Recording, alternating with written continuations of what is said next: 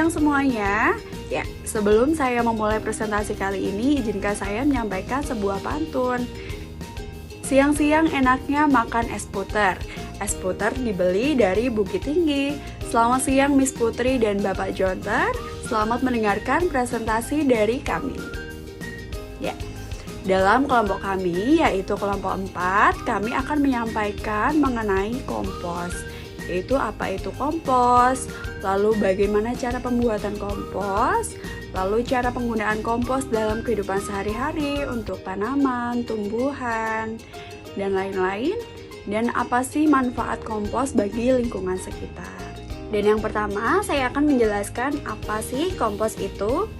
Kompos adalah penguraian bahan-bahan organik seperti sayuran, tumbuhan, daun kering, makanan oleh mikroorganisme, yang mana ini dapat menjadi pupuk yang baik bagi tanah, pupuk alami yang baik bagi tanah.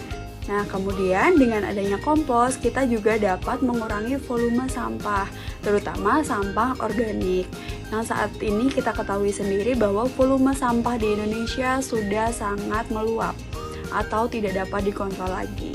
Nah, dengan tindakan kecil kita dapat mengurangi volume sampah dan mendaur ulang itu menjadi pupuk yang berguna bagi tanah.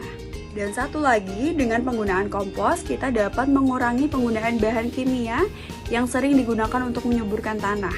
Dengan adanya kompos, kita dapat menyuburkan tanah secara alami dan tidak menyempati lingkungan, terutama air yang kita minum. Nah, selanjutnya, proses pembuatan kompos sendiri terbagi menjadi 2 cara. Ada proses aerob dan ada juga proses anaerob. Proses aerob sendiri merupakan proses yang dilakukan di area terbuka dan berlangsung lebih lama daripada proses anaerob. Proses aerob sendiri bisa dapat berlangsung selama 2 bulan sampai menghasilkan pupuk atau kompos yang sempurna yang memiliki banyak nutrisi bagi tanah. Sedangkan proses anaerob biasanya berlangsung lebih singkat, yakni antara 4-14 hari sudah menghasilkan kompos.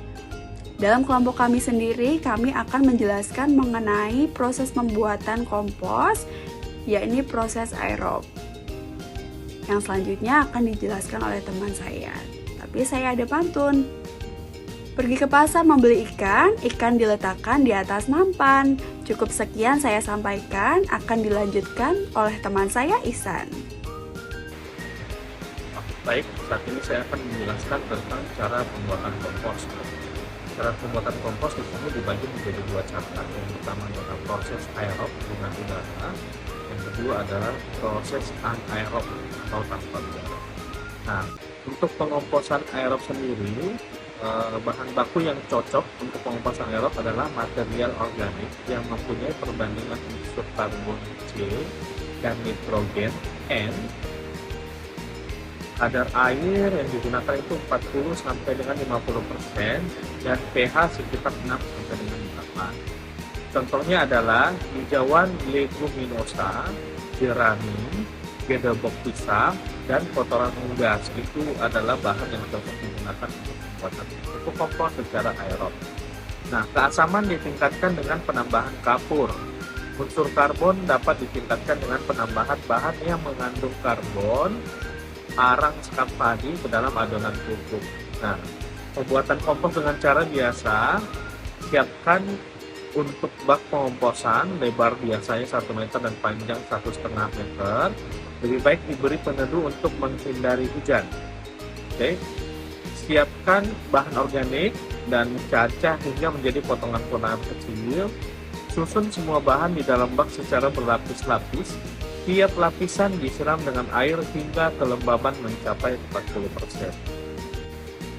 Masukkan beberapa bambu yang sudah dilubangi ke dalam bahan kompos dan tutup dengan terpal atau karung goni.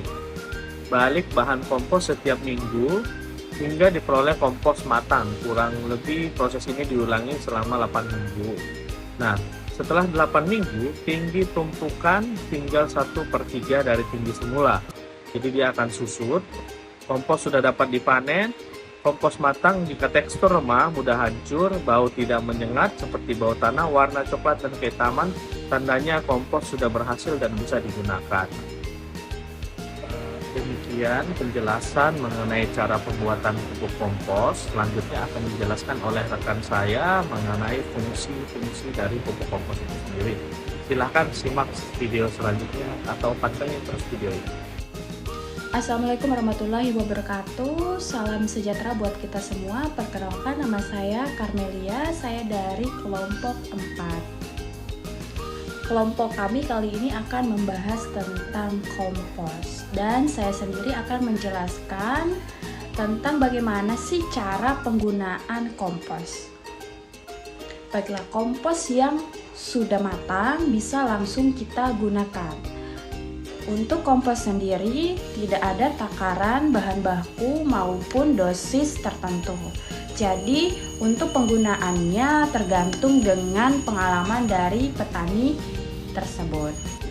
Sebagai bayangan atau pembibitan tanaman di dalam pot maupun polybag, kompos kotoran ternak dicampur dengan tanah dengan perbandingan 1:1. Namun ada juga yang menyarankan atau mencampur dengan perbandingan 1:3. Kompos dapat diberikan sebagai satu-satunya sumber hara atau lebih dikenal istilah pertanian yaitu organik, agar tanaman ini dapat tumbuh dengan baik. Kompos juga dapat diberikan bersama-sama dengan pupuk kimia buatan. Baik, sekian presentasi dari saya dan akan dilanjutkan dengan rekan saya. Terima kasih. Oke, halo semuanya. Di sini saya akan menjelaskan manfaat dari kompos itu sendiri. Penerapan kompos pada tanaman bunga dan sayur memiliki beberapa manfaat. Antara lain, 1.